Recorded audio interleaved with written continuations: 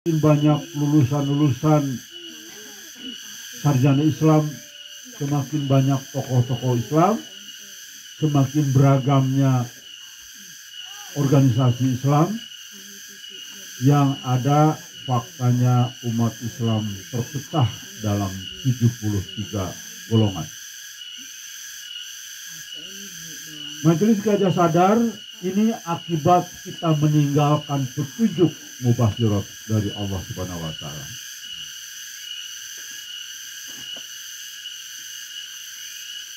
Seharusnya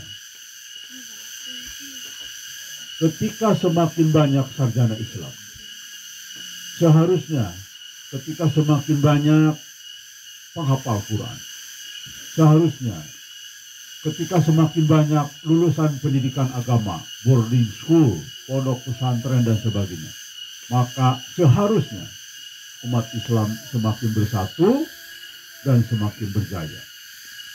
Namun pada faktanya justru terbalik.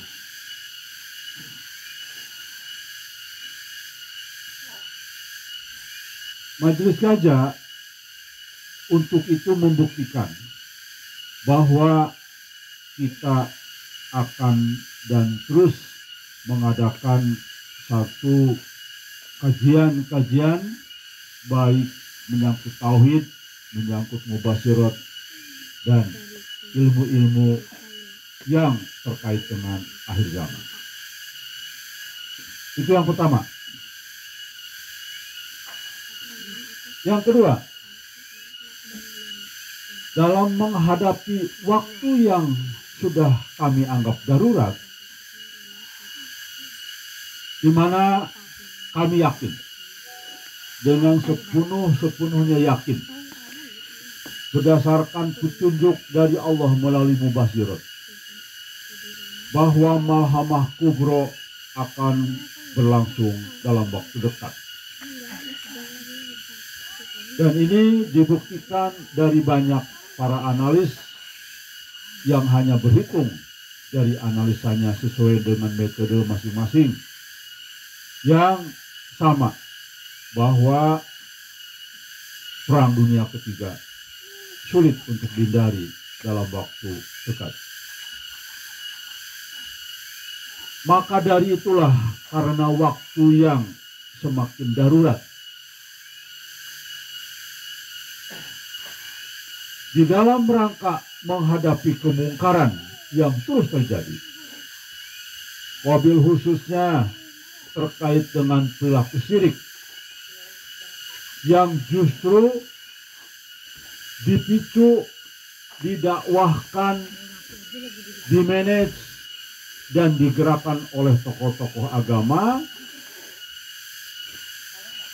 maka Majelis Gajah tetap akan konsisten untuk bicara tegas dan jika perlu keras. Namun kita menghindari kekerasan. Jadi Majelis Gajah bukan didirikan untuk beradu otot. Otot kita simpan pada saatnya nanti, pada saat ada panggilan jihad sesuai dengan petunjuk dari hadis baginda Nabi Muhammad SAW, di mana pada ujung akhir zaman tidak ada lagi syahid kecuali dua hal, yaitu ikut dalam Ghazwahin dan bergabung dengan Nabi Sallallahu Alaihi Wasallam.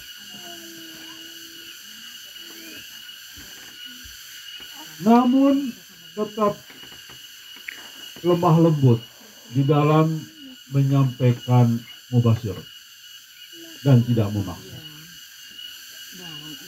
Ketika masuk kepada gerakan amar ma'ruf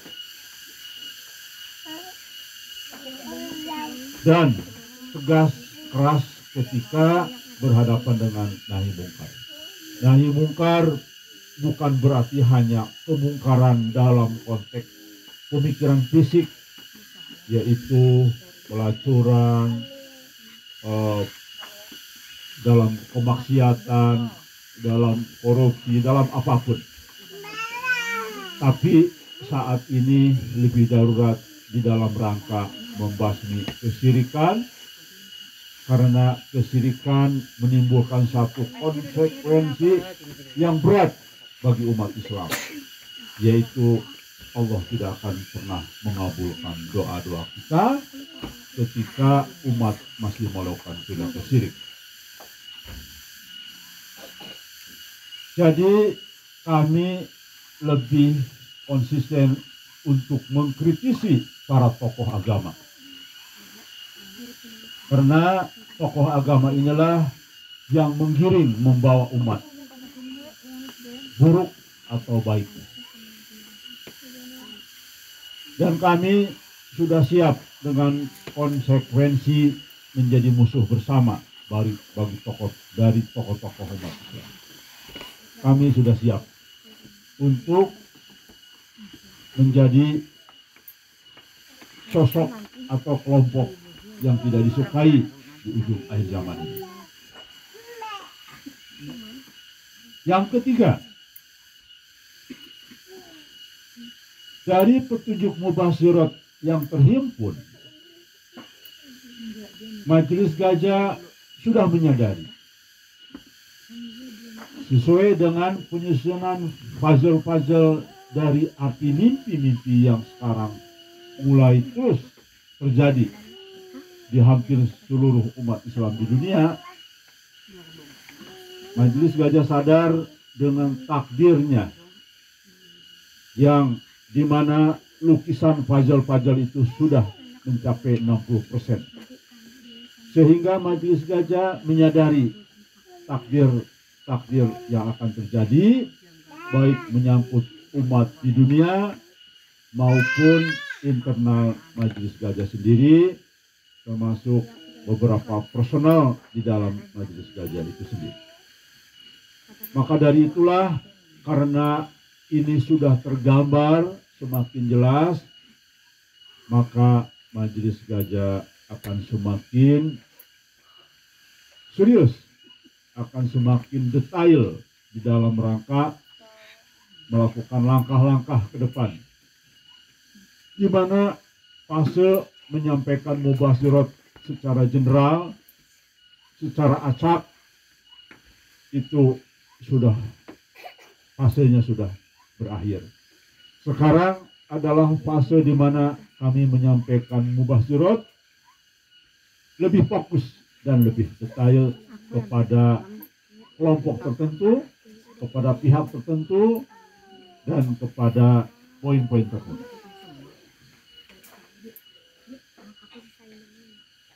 Yang keempat, Majelis Gajah akan semakin komitmen untuk menghadapi sistem Dajjal, termasuk tokoh Dajjalnya. Baik 30 Dajjal yang bergentayangan, yang masih ada, termasuk Dajjal besar yang akan muncul juga tidak lama lagi.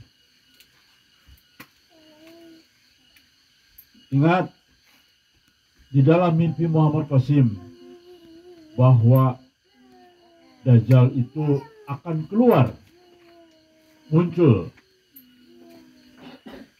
pada saat perang dunia ketiga dimulai. Dan ada mubasyirat dari teman kita, salah satu helper, bahwa justru dalam mimpinya Dajjal saat ini sudah mulai memasuki fase ketiga, atau barangkali awal daripada memasuki fase ketiga. Dan ini tentu harus disikapi dengan sebuah komitmen bersama, di mana tentu harus ada satu kesatuan pemikiran, satu kesatuan langkah yang rapih dan terus mengikuti perkembangan yang ada. Dan tentu ini tidak mudah.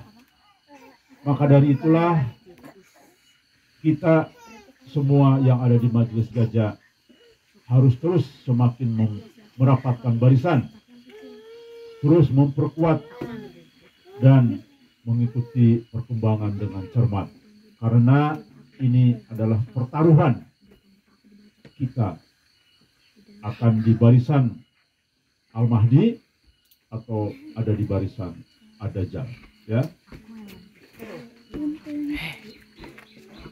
Yang kelima,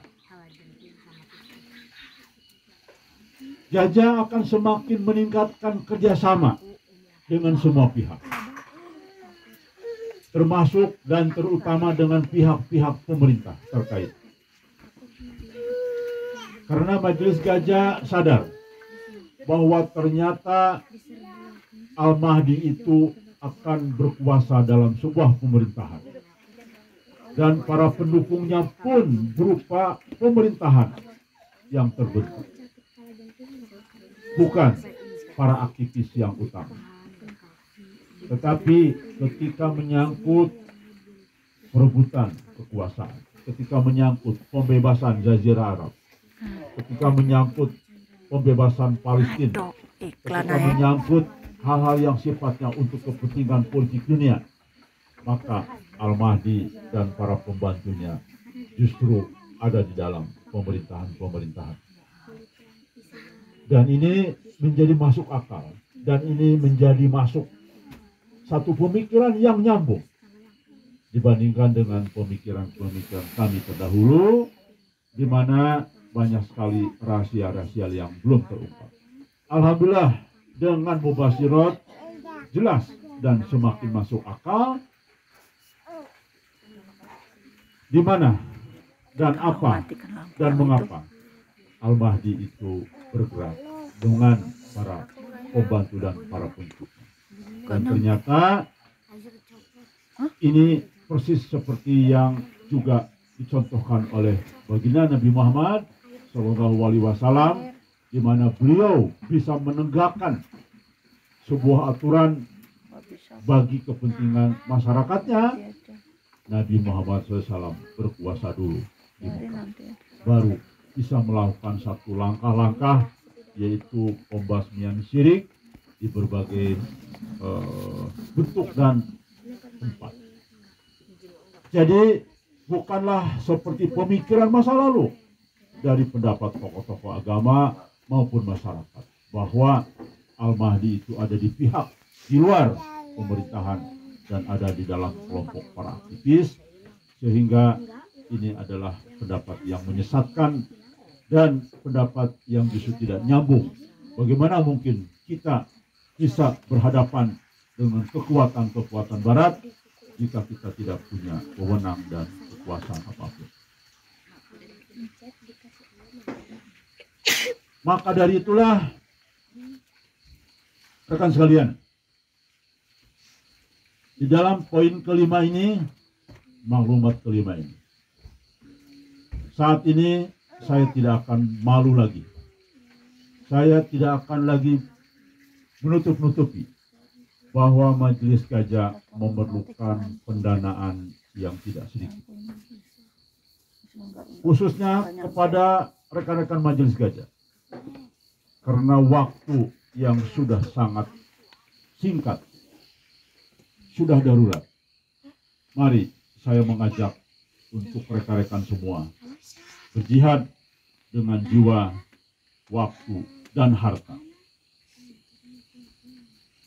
Bagaimanapun juga langkah apapun, bahkan satu langkah ke depan pun selalu mengandung konsekuensi biaya. Ya.